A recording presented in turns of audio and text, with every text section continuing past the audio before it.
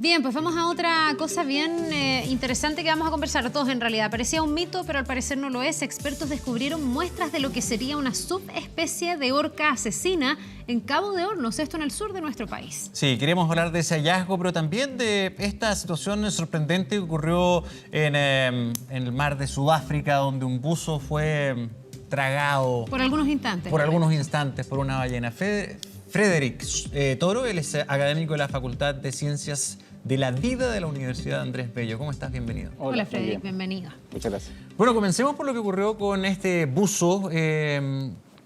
¿Cómo observaste lo ocurrido?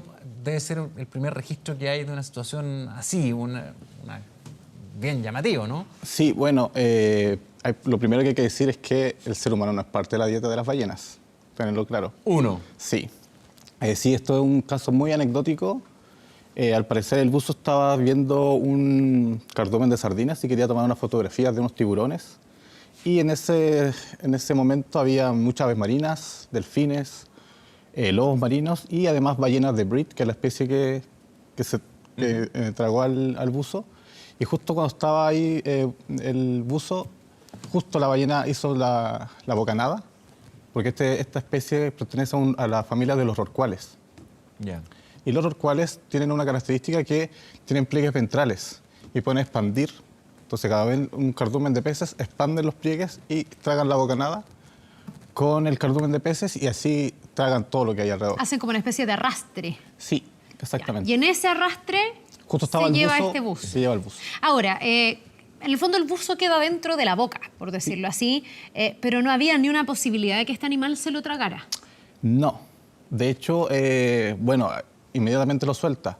Este tipo de conducta ha pasado, no en buzos, en personas, pero sí en otras aves marinas, que pasa lo mismo, que el cardumen de peces, las aves están aprovechando las sardinas y quedan las aves en la boca de las ballenas y lo sueltan. Y eso básicamente es por un tema de tamaño. En el fondo no caben estos animales por Sí, estas por el- rendijas, y por por llamarlo su- así, por este filtro que tiene la ballena. Sí, y por su garganta tampoco habría.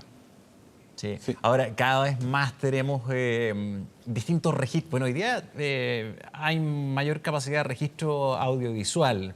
Sí. Hay muchas más cámaras, la misma gente que hace no solamente el buceo, sino que distintos deportes acuáticos pone cámaras, lo que nos permite observar con mucha más frecuencia este tipo de hechos conducta. que a lo mejor antes...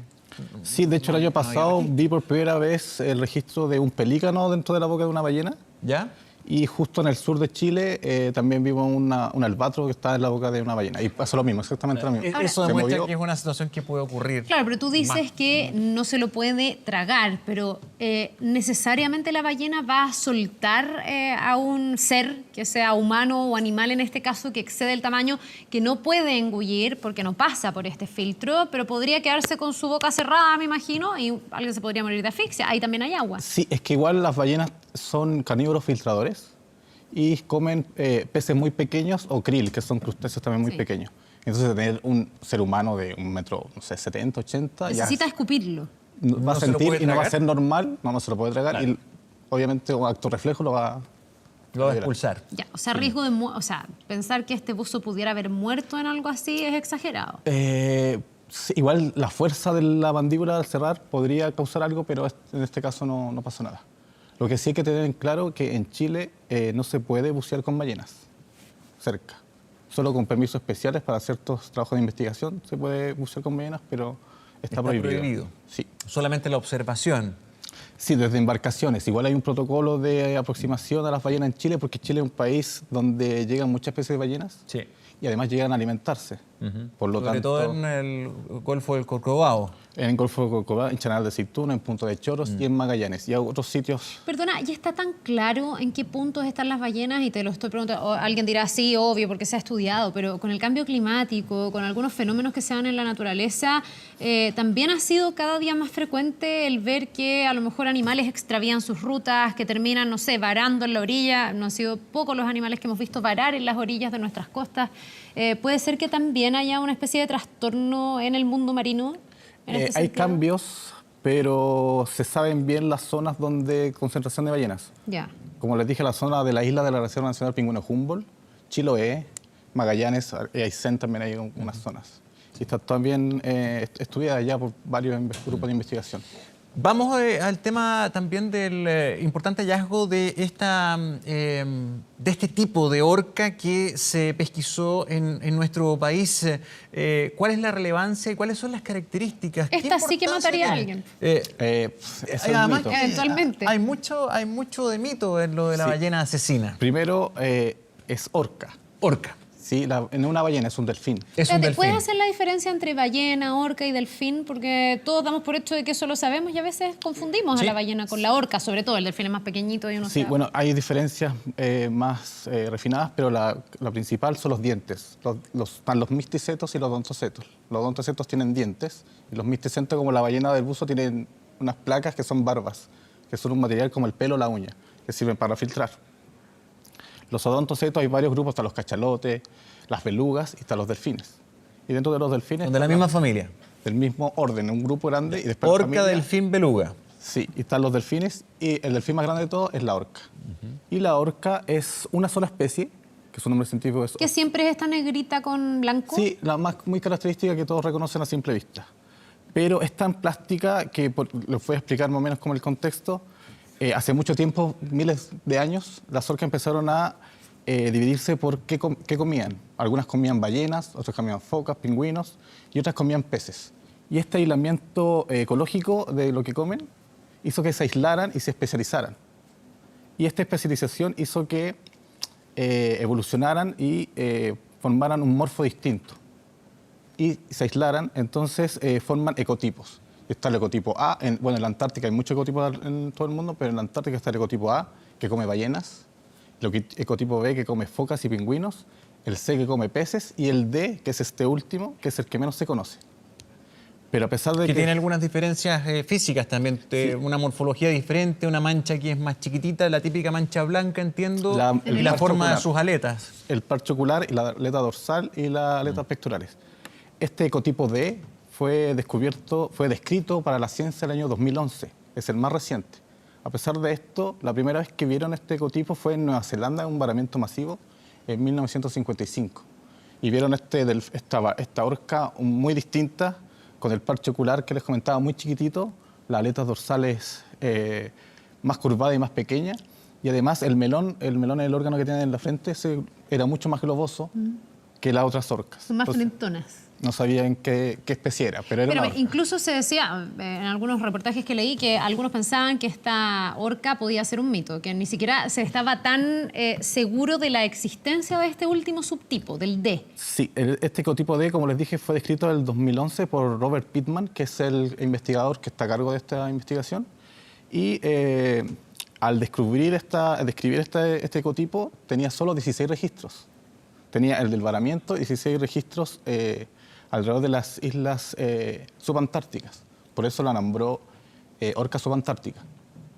Y este verano estaba en el Cabo de Hornos esperando que pasara una tormenta. Pasó la tormenta y justo llegó un grupo de alrededor de 24, creo, orcas de este subtipo. Con la nueva tecnología pudo sacar muchas grabaciones, muchas fotos y sacó muestras de piel. Ya, o sea, aquí una primera importancia de este hallazgo. En el fondo se despejan las dudas y efectivamente podemos decir que ese subtipo de orca existe. Sí, es el ecotipo D. El ecotipo D. Sí. Ahora, ¿qué se puede llegar a determinar? Porque tú dices tomó muestras. ¿Qué tipo de muestras se le toma a una orca?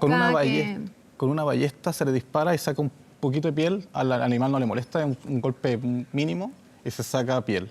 Y con eso lo llevan al laboratorio y hacen genéticas para ver si es la misma especie Oxinosorca o si es una especie nueva. Y se describe para la ciencia. Sí, varias preguntas, pero breves porque se nos va el tiempo. Uno, ¿por qué tiene tan mala fama la orca? Incluso muchos la conocen como la ballena asesina. He conocido mucha gente dedicada al buceo y siempre son temas recurrentes de conversación. Oye, ¿no le tienen miedo a los tiburones, a las orcas? ¿Hacen algo? Y los buzos avesados con mucha experiencia dicen, no. A lo más puede haber un riesgo en el sentido de que hay un tipo de orca que se alimenta de lobo marino o de foca y claro, puede haber una confusión, pueden ser accidentes, pero no es que la orca esté cazando humanos, digamos. No hay ningún registro en la naturaleza de ataque de orca humano, solo en cautiverio. Es que está un animal encerrado, igual está un poco estresado, entonces ataca al entrenador. La orca es el depredador tope. Puede cazar ballenas azules, puede cazar tiburones blancos, son de los animales más inteligentes, entonces y verlos un negro en el agua con pintas blancas igual Y intimida. son grandes. Y acá hay. En Chile sí en las Hay costas algo. Oye, chilenas. espérate, ¿y qué tan más grande o cómo andan en porte una orca respecto a una ballena azul? Porque La muchos, cuando uno dice, ¿cuál es el animal más grande del mundo? Dice la ballena azul. claro. Pero si la orca se come a la ballena azul, ahí uno dice, wow, ¿hay algo más grande todavía o más No. fuerte todavía Es que la ballena azul? que, bueno, la orca mide en los machos 9 metros 9. y la ballena azul puede medir hasta 30, 33 metros. O sea, en porte no es que No, este sea el es que top trabajan one. muy bien en equipo y son muy inteligentes. Ah, y cazan en equipo. Sí. No es Esa que la una clave. orca sola vaya a enfrentar a una ballena azul porque ahí sale perdiendo. No. La ballena azul es más fuerte, es Igual más poderosa. hay un registro en Ecuador, Perú, Colombia, de un individuo, un macho, que tiene un nombre, se llama Phantom, que caza Famoso. ballenas. ¿Ya? Que caza ballenas y anda solo. Bueno, Solito. ahora anda con un compañero, lleva más de 10 años, están registrando. Es el toro de las orcas. Así, el ¿Y más fuerte. cuánto viven estos 70, animales? 80 años. Ah, son longevos, Sí. 80 años. Sí, de hecho el mamífero más longevo es una ballena que puede vivir hasta 200 años. Se Hay, aprende- hay algo súper interesante ¿Sí? que me gustaría destacar, que este hallazgo sirve mucho es muy importante para la biología y para el estudio de mamíferos marinos. Sin embargo, si uno lo ve desde la perspectiva de ciencias sociales o antropología, es súper interesante. Porque está esa imagen antropocéntrica que el ser humano es el único animal que forma sociedades, civilizaciones, cultura.